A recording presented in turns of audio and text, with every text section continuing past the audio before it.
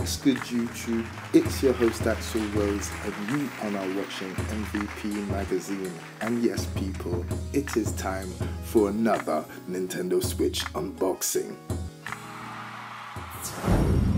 Now, being that this is a home console that you can take on a go, you can expect a little bit of portability when that box arrives on your doorstep. But I'm not gonna lie, I didn't expect it to be this small. I literally thought somebody at Nintendo had forgotten the rest of my console at Amazon and I was gonna have to phone them up. But luckily, the situation was all gravy. I guess this is just a testament to Japanese engineering, how Nintendo could fit all this technology in such a tiny box. And remember, people, this is supposed to be delivering on the promise of being both a handheld and a home console, so this is all very interesting from the jump. And if we take a look at Microsoft's Xbox One S packaging, we can see that it's significantly bigger than the Nintendo Switch, even though that's Microsoft's smaller Xbox. Wow. But either way, that's not that much of a big deal, as the Nintendo Switch packaging is sleek and stylish and definitely has a kind of minimalistic Apple vibe going on. Kind of an Apple V-Bay, should I say. This, along with the main Switch console unit itself, kind of shows that Nintendo is trying to go for a more mature vibe, and it's definitely much more appreciated. Anyway, people, time to get to the good stuff, the unboxing. Time for those magic words, henshin! Right out of the box, you will be greeted by the highest level of gaming gratification. The Nintendo Switch is a smooth, stylish and sophisticated piece of kit, and I'm not going to lie, it definitely is a huge step up from the Wii U, and it shows that they are definitely gunning for that mature audience. Now, even with those neon Joy-Con controllers, the sophistication is still on a high level, and it's definitely very good. As far as controllers are concerned, Nintendo have always innovated, from the cross D-pad on the original NES down to the motion controls in the Wiimote, and the Joy-Con controllers are no different, with each of them boasting a whole range of features from HD rumble to a gyrometer to even an infrared camera. The Joy-Con controllers are definitely a worthy heir to the Nintendo throne as far as their controllers are concerned. So yeah, it's just a little bit of a shame about the connectivity issues. But anyway, we continue.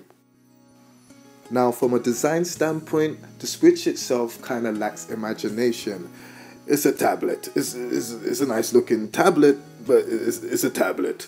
But whilst all that good stuff being well done and said, this is definitely a sexy, sleek, sophisticated looking tablet.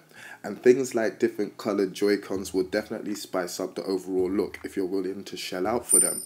Definitely a good thing. Now, your dock is a very standard looking piece of kit. It's just a brick basically, which you slot your Switch into. It holds space for your HDMI, your cords and all that good stuff slotted in the back. Now, I'm not gonna lie, I've thought of a nickname for it, the Danger Dock, because apparently due to stories online, it can actually have the, potential to scratch your Nintendo Switch screen and the bezel, so be very careful when you're using it. But apart from that, yeah, looks very nice, especially when you slot the Switch in. One of Nintendo's chief engineers is definitely a Batman fan, because this here, the Joy-Con Cradle, looks a lot like a Batarang. From now on, I'm dubbing it the Batarang controller, because it is sleek, stylish, and it frankly looks like a Batarang. But there's no problem in that. Hey, now, who wouldn't like a controller that doubles as something that you can stop crying with? Come on, come on. Man, the first time someone steps out of line, I'm dashing this at the cat. But anyway, looks amazing, looks sleek, Batarang controller in your face. Now, it is a little bit on the smallish side, but does the job. But I'm not gonna lie, some of the badassery is lost when the neon controllers are docked. Perhaps it looks different when the grey ones are docked. I'll try that out later, but yeah. Now, when you initially hear about the prospect of the Nintendo Switch, it kind of seems like something that's not all that much of a big deal. A console that you can take on a go. We already have that with portables, but seeing this in the flesh in front of you really makes this thing more impactful. It almost makes it kind of scary. This is a really tiny device that can actually bring console quality gaming on a go. And if Nintendo and other developers can bring more games and content as captivating as Zelda Breath of the Wild, this could be a very endearing and intriguing prospect, because this thing is tiny, even in home console mode. And when you bear all of this into mind, it kind of almost negates the fact that this isn't as powerful as this competition, the PlayStation 4 and the Xbox One. But when you consider the price, it almost kind of negates the fact that, it's so portable and the quality of the games it can bring while it's on the go.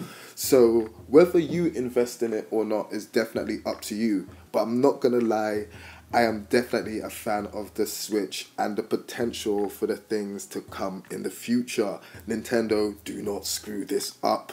Definitely a nice piece of kit. So yes, people, let me know what you think of the Nintendo Switch. Will you be getting one? Joy-Con boys in the building, whatever.